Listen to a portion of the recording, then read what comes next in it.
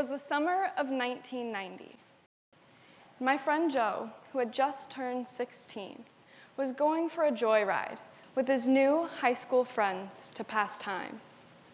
What Joe didn't know was that his joyride would soon turn into an initiation into a gang. Joe was soon faced with a tough decision: fit in with the gang or face the harsh consequences of not joining in. Joe chose to participate in a drive-by shooting, thinking no harm would come from it. Maybe a broken window. Maybe the crowd would scatter in fear. The worst did happen. Joe shot and killed an innocent bystander and is now in prison for life. I was born in Iowa and raised in Omaha, Nebraska.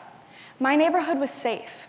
I could play outside when I wanted, wherever I wanted, and without checking in with my parents. I was carefree during the summers, with my hardest decision being what color of popsicle I wanted to eat that day, blue or pink. I went to an elementary school that provided me with high-ability learning classes, a middle school equipped with honors courses, and a high school where I had access to advanced placement classes. My education was well-rounded and excellent, to say the least. I never imagined I would find myself as a junior at the University of Nebraska-Lincoln doing research on prisons and education. Through my research, I've learned that the United States has the largest inmate population in the world. We host 25% of the world's inmates, while only having 5% of the world's population. Our 25% of the world's inmates is comprised of 2.3 million people. And of these 2.3 million people, within 3 years of release, over half will be rearrested. In Nebraska, the average daily population across 10 facilities is approximately 5,000 people. And although our incarceration rate is much lower than the national average, the numbers are still significant. With inmate population numbers being as high as they are, chances are you will come into contact with a formerly incarcerated person or with someone who will be in prison in the future. So what went wrong? The answer is complex, but part of the solution lies in providing better, more equal education to prevent people from going to prison. And secondly, the funding of prison education programs to keep inmates from returning. In Nebraska, our public schools are funded by property taxes. For cities like Omaha, this means that areas with higher property taxes get more money to spend on schooling. For Joe, although he attended high school only 16 miles away from mine, he attended school in an area that had lower property taxes, and that was also considered high risk. According to most researchers, schools that are high risk are those where social and economic conditions render its students at risk of failure. Individual circumstances must also be taken into account.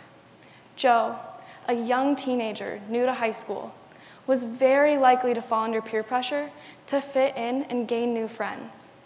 His decisions to hang out with the people that he did and to make new friends instead of focus in school were individual circumstances that put Joe farther into the at-risk category.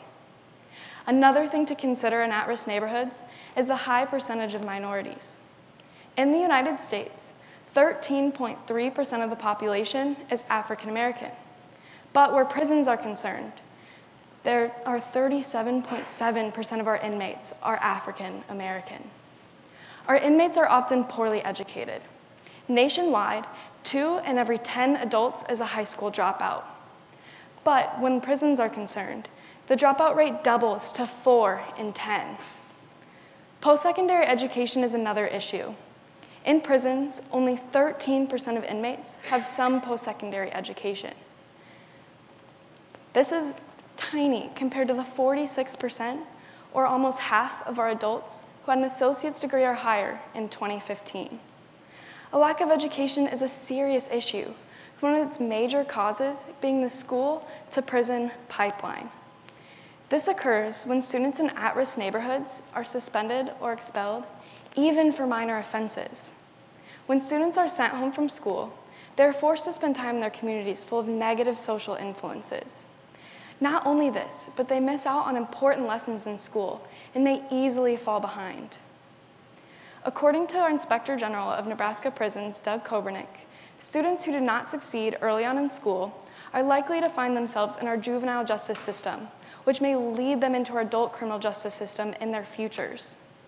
But here's where we can become part of the solutions.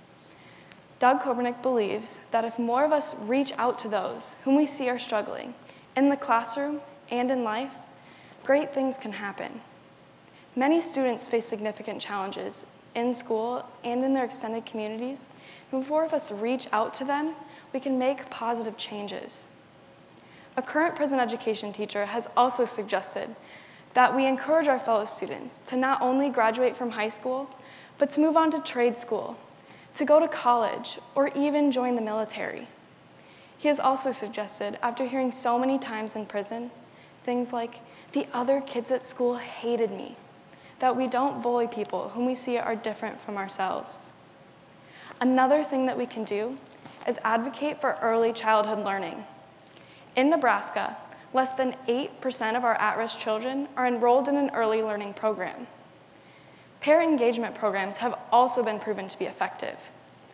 Programs that provide parents with the skills that they need to nurture and promote learning for their infants have also been proven to benefit their overall health, well-being, and development. Sixpence Early Learning Fund in Nebraska is one such program dedicated to providing these types of services to 1,000 infants and their families. What if we could provide these types of programs to every single at-risk child? The Council for a Strong America did a study and found that children who participated in these programs had half as many arrests and convictions than those who did not. If we could provide these types of programs to every single at-risk child, we have the potential to decrease our inmate numbers drastically.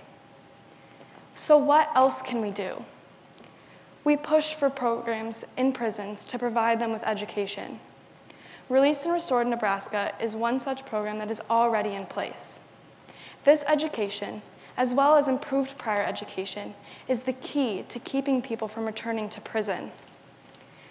According to research done in 2014 by the RAND Corporation, inmates who participated in correctional education programs had 43% lower odds of recidivating than those who did not. Education also offers inmates with opportunities to get jobs after prison. This is because education and employment have a positive relationship. So as education levels increase, so do employment rates. Education in prisons is necessary to make positive changes. We must push for education in order to decrease the number of inmates that we have in general. That way, we can keep people, like my friend Joe, from spending their lives in prison. It's time to treat our peers like people who deserve equal educational opportunities, and like those who deserve our respect and encouragement. It's time to push for early learning programs and to join peer mentorship programs. And it's time to push for funding in prisons to go towards education. Let's together imagine and work towards a future where joyrides for kids like Joe are simply that, full of joy and not tragedy.